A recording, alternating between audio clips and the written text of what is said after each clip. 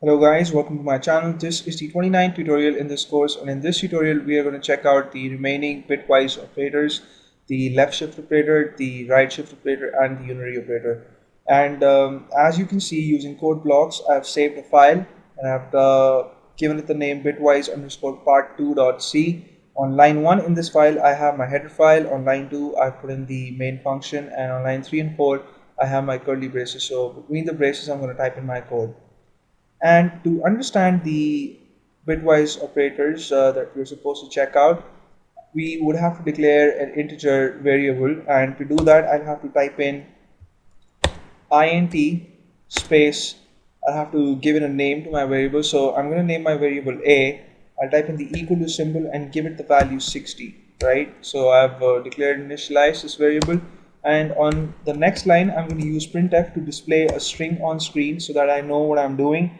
And I'll just display left shift operation, right? I put in a colon and the %d format specifier, because the value that we are going to display, the result of the operation, is also going to be a number, and it's going to be an integer, so that's why we have to use the %d format specifier. I'll put in the comma operator here because that's what you do to separate the string that you're printing with the value that you're printing. And then I'll have to type in the name of my variable and then the less than symbol twice, and this is what I mean. And then you have to specify the number of bit positions by which you want this number to be shifted.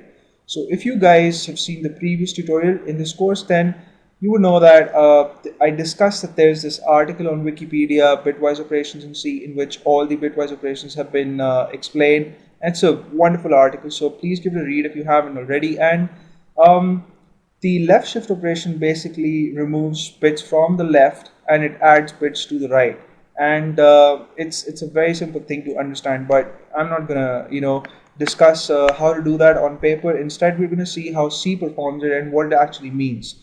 So if you shift the number to the left by 2 bit positions, what it means is you're multiplying that number with 2 raised to the power 2, right? So since these operations happen at the bit level, the binary level, the base is 2. So when you shift left by 2, you're multiplying with 2 raised to the power 2. And if I would change this to 3, then you would be multiplying the number by 2 raised to the power 3.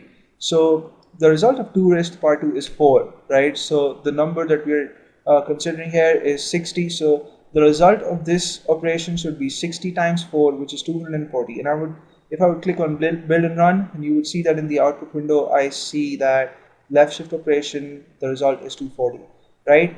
And if I would change this to 3, then 2 raised to the power 3 is 8, and 60 times 8 is 480. So that's the value that we should see. If I click on build and run, you see that that's the value I see. And the next operation that we're going to check out is the right shift operation, right? And I won't have to make too many changes to this file. I'll just shift by 2, and the operator also changes. So instead of using the less than symbol, you use the greater than symbol now. And this is, I don't know what, this is the closing angular bracket, I guess.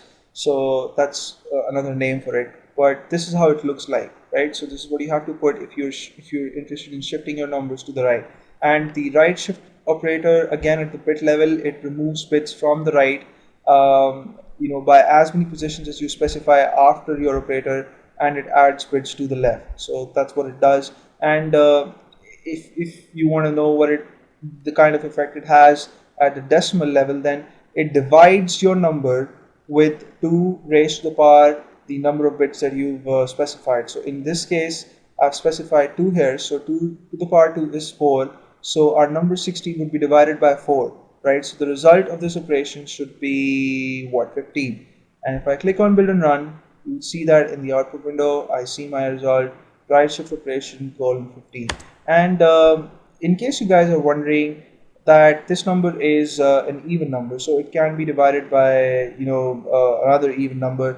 And if suppose I change this number to 57, then what would the result be? In this case, C would perform integer division. So what I mean by that is, let me run the program first.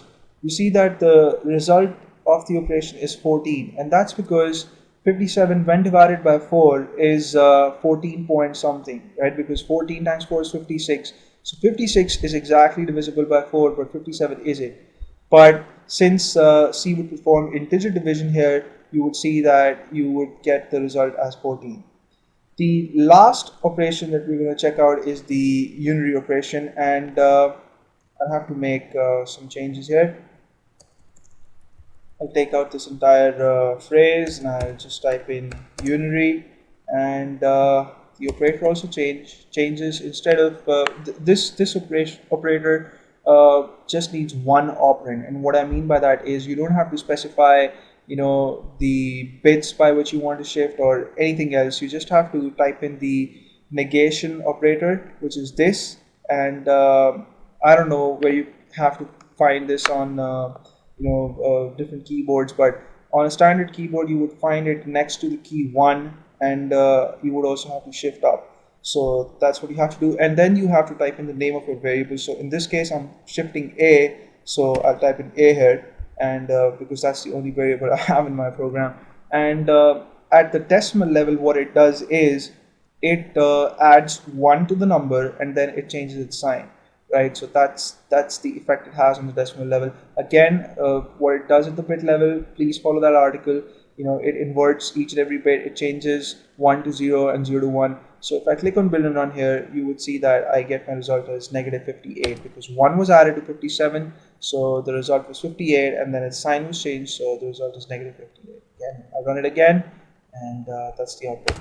So thank you so much for watching this tutorial. In the next tutorial, we'll discuss something interesting again, and I hope you guys are having fun watching the tutorials in this course. There's a lot of content we have to cover yet, and I try to pick up some pace. So stay tuned for updates, and please subscribe to my channel in case you haven't already. See you soon. Bye bye.